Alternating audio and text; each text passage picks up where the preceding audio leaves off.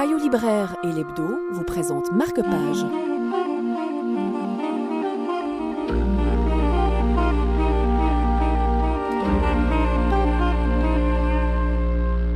Nous avons tous entendu parler un jour ou l'autre de Denise Glaser. Elle était productrice et animatrice d'une émission célèbre dans les années 60 qui s'appelait Discorama. C'est une grande découvreuse de talent. On lui doit notamment d'avoir découvert Barbara et Catherine Lara. Madame, nous regardons votre émission en famille et jusqu'à présent vous faisiez partie de la famille.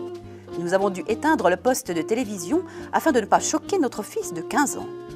Ma femme et moi avons été scandalisés par votre tenue lors de votre dernière émission. Vos décolletés et vos jupes fondues ne sont plus de votre âge, même si bien sûr votre maquillage arrive à le masquer. Permettez de vous dire que les robes à col roulé que vous portez parfois sont beaucoup plus élégantes et saillantes pour une femme de votre âge, car elles permettent un camouflage bien utile.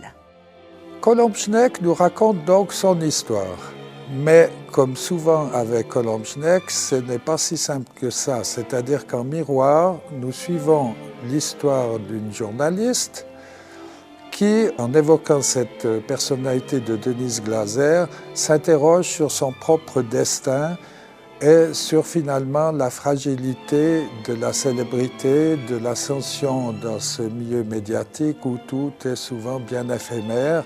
C'est un récit qui est à la fois un hommage, mais aussi prétexte à un règlement de compte assez acide dans un milieu qui n'épargne décidément pas grand monde.